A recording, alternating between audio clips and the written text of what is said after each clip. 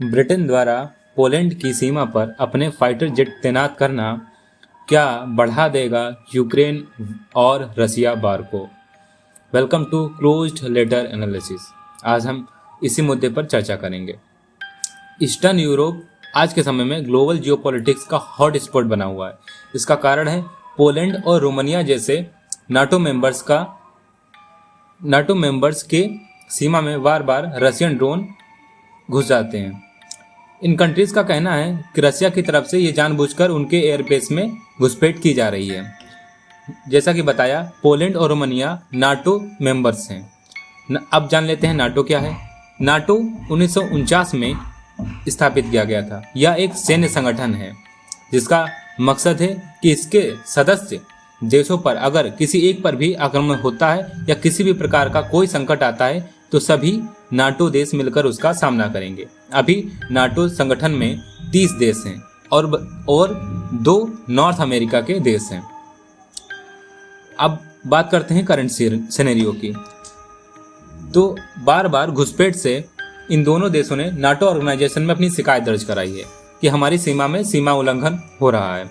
इसको देखते हुए नाटो का सबसे बड़ा मेंबर यूनाइटेड किंगडम यानी आज का ब्रिटेन ने इसे सीरियस लिया और उसने अपने सबसे मजबूत और तेज टाइफून फाइटर जेट पोलैंड की सीमा पर डिप्लॉय कर दिए। टाइफून जेट नाटो की सबसे मॉडर्न और एडवांस फाइटर एयरक्राफ्ट में से एक गिने जाते हैं। नाटो संगठन का कहना है यह डिप्लॉयमेंट सिर्फ डिफेंसिव पर्पज के लिए नहीं है, बल्कि रशिया की तरफ से अगर कोई भी बड़ी ड्रोन या मिसाइल नाटो संगठन के किसी भी सदस्य देश की सीमा पर आते हैं तो उसे तुरंत मार गिराया जाएगा। अब सवाल यह भी उठता है कि नाटो को इतनी जल्दी अपने एयर डिफेंस को क्यों मजबूत करने की आवश्यकता पड़ गई है। इसका सीधा सा जवाब है रसिया और बेलारूस का ज्वाइंट मिलिट्री एक्सरसाइज। जी हाँ, अब इन दोनों देशों ने जेपेड नाम का ZAPAD 2025 इस नाम से एक मिलिट्री एक्सरसाइज को स्टार्ट किया है। वैसे बात करें तो इस युद्धाभ्यास कई वर्षों से होता रहा, लेकिन यूक्रेन और रसिया वार ने इसे और बड़े लार्ज स्केल पर तब्दील कर दिया है। इन दोनों देशों का मैसेज बिल्कुल एक ही है।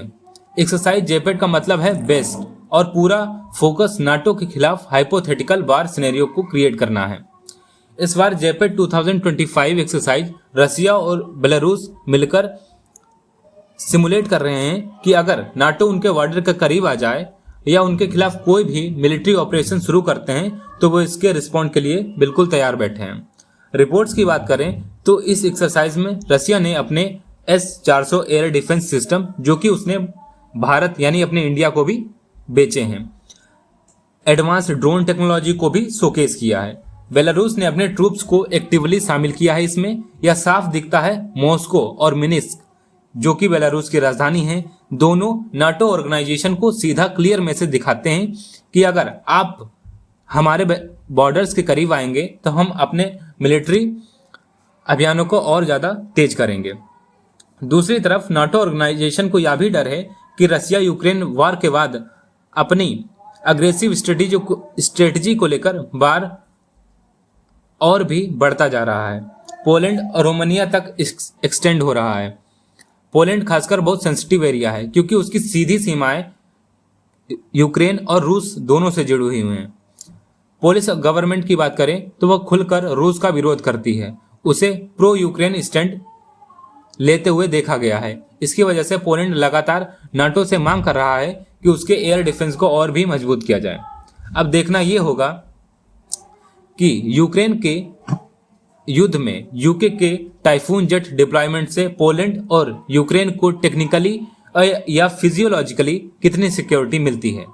लेकिन सवाल यह भी उठता है, क्या ये सारे स्टेप सिर्फ डिटरेंस को रोकने के लिए हैं या यूक्रेन को वॉर में आगे बढ़ाने के लिए हैं? एक्सपर्ट का मानना है कि रसिया और नाटो दोनों साइड सिर्फ एक दूसरे को डराने की कोशिश हो रही है। रसिया चाहता है कि नाटो उसके बॉर्डर से दूर रहे। यहाँ नाटो से मतलब है नाटो संगठन, जिसके 30 सदस्य हैं। यूक्रेन को ज्यादा मिलिट्री एड ना मिले। वही नाटो चाहता है कि रसिया अपने अग्रेसिव फॉरेन पॉलिसी को अब कंट्रोल करे। प्रॉब्लम यह भी है कि इस तरीके के मिलिट्री बिल्डअप छोटी सी मिस्टेक या मिसअंडरस्टैंडिंग से बहुत बड़े कॉन्फ्लिक्ट और युद्ध में बदल सकती है। उदाहरण के लिए अगर हम देखें, कोई भी रशियन ड्रोन गलती से अगर पोलिश ह्यूमन टेरिटरी में गिर जाए तो नाटो जानबूझकर उसे अटैक मान लेगा और रूस पर युद्ध के लिए हमले कर देगा और ये कंडीशन आउट ऑफ कंट्रोल हो जाएगी। इस तरह अगर NATO fighter jet Russian drone को शूट आउट कर दे तो मॉस्को इसे सीधा एक प्रोवोकेशन मानेगा। इस तरीके से ये पूरा सिनेरियो एक बड़े ही संकट की ओर संकेत करता है। ईस्टर्न यूरोप पहले से ही यूक्रेन वॉर की वजह से इकोनॉमिक स्लोडाउन, एनर्जी क्राइसिस और रिफ्यूजी इन्फ्लेक्शन झेल रहा है। अगर नाटो ऑर्गेनाइजेशन और रशिया की टेंशन बढ़ती है तो इसका सीधा असर पूरे यूरोपियन यूनियन की स्टेबिलिटी पर देखा जाएगा। यूनाइटेड किंगडम भी इस मिशन को इनडायरेक्टली तरीके से जुड़ा हुआ है। वाशिंगटन बार बार कह रहा है कि नाटो का हर मेंबर प्रोटेक्टेड है।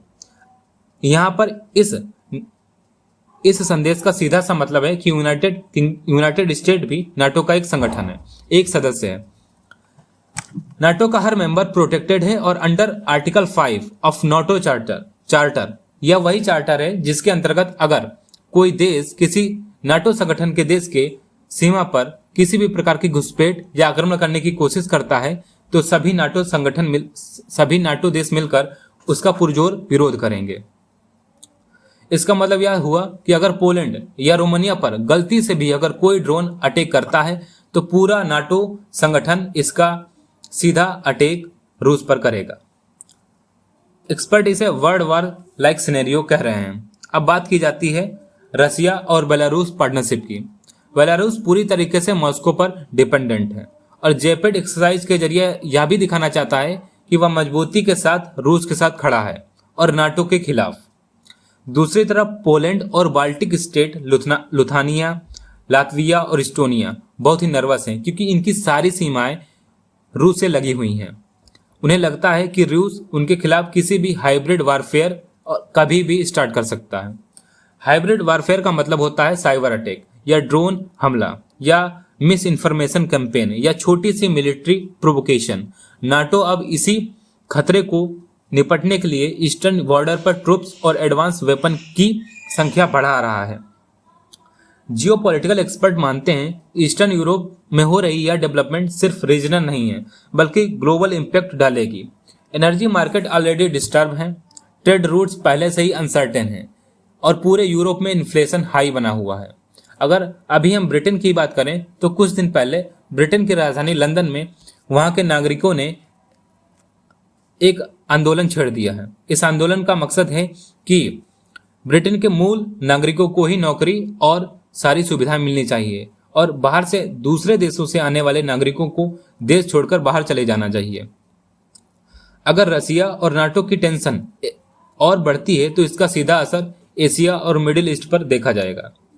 अगर हम इसका पूरा सार देखें तो ईस्टर्न यूरोप एक बार फिर कोल्ड वॉर लाइक टेंशन की तरफ बढ़ रहा है। नाटो और रशिया दोनों साइड्स यह चाहती हैं कि दूसरी साइड सामने से हट जाए। ग्राउंड रियलिटी यह भी है कि यह दोनों किसी की बात नहीं मानने वाले हैं और कोई पीछे हटने वाला नहीं है। जिस तरीके से रशिया यूक्रेन वॉर में उलझा हुआ है उससे यही दिखाई दे रहा है कि आने वाला समय मिडिल ईस्ट और ईस्टर्न यूरोपियन कंट्रीज के लिए आसान नहीं होगा। यूक्रेन और यूके का typhoon jet deployment, Russia Belarus की जेपेड 2025 एक्सरसाइज इस बात का संकेत है कि आने वाले मंथ और भी क्रूशियल होंगे। आपका इस पर क्या विचार है, कमेंट बॉक्स में साझा करें।